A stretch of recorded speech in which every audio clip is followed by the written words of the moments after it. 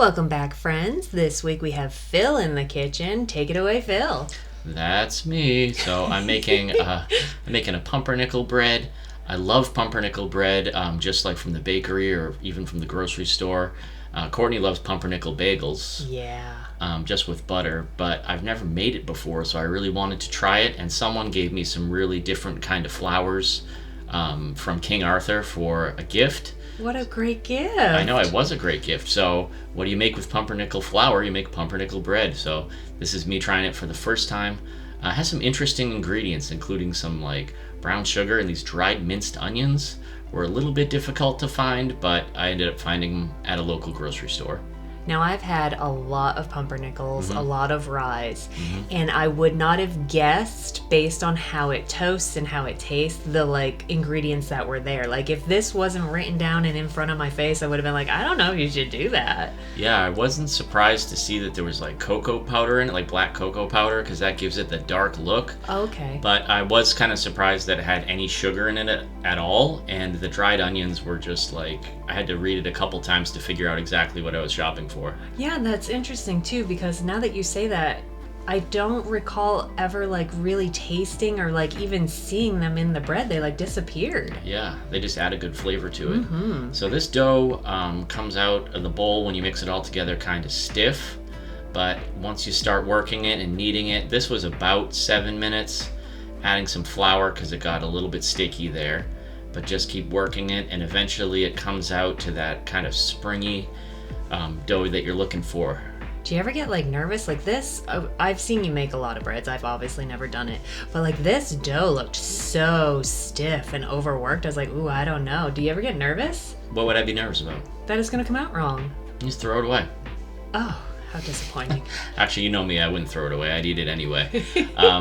But yeah, there's really no reason not to try it, So valid. And then you just let it rise for a couple hours here, checking it along the way, and there it is, doubled or almost tripled in size, it looks like. And the smell was amazing too. This was a very good smelling dough. Yeah, once you let it rise for a minute, you don't smell the sweetness anymore. You start to really smell the yeast, and then it starts to smell like the pumpernickel. Hearty. Yep, I got my loaf pan here, butter it up good. Couple of eggs, nice cool bowl there.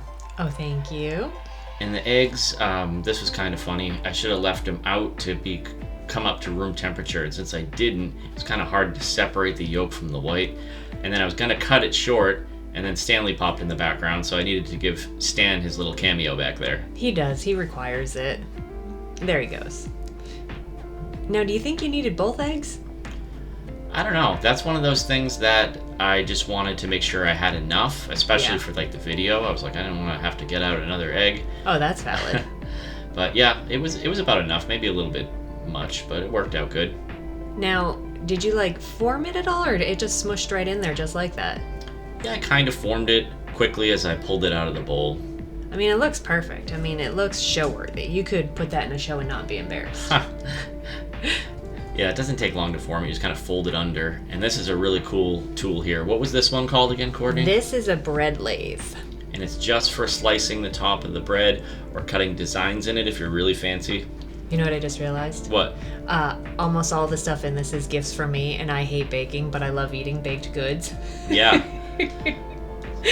So this is cool. Then the egg whites go on, and you slice the bread so when it cooks it doesn't split too bad. If you don't slice it, you could kind of get a huge fissure, like a big crevice right down the middle of it. Or a crevasse? Kind of blow out the middle. It's crazy.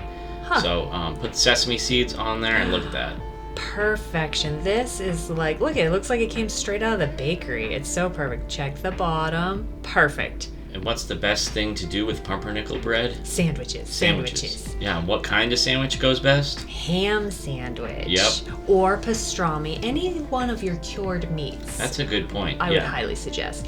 Also, because it's got a lot of hardiness to it, it can stand up to a sturdy cheese. So I went with cheddar, more better. And then I went with a little bit of a Dijon mustard sort of thing. I love a good tang, so I went with some banana peppers there. And we had cooked a ham, my favorite. it, so I just put some leftover ham, just a little bit more. You know, you can't go too much on ham, can you? No, and this stuff is the best. This hoagie spread. Oh yeah, we love hoagie spread. It's spicy. It's got kind of like a pickled flavor. It tastes like you're in a deli when you're eating it. Yeah, and you just ordered hots. Yep, and there you go. A little bit of greens on top, and that is the perfect ham sandwich on the best pumpernickel bread. Agreed.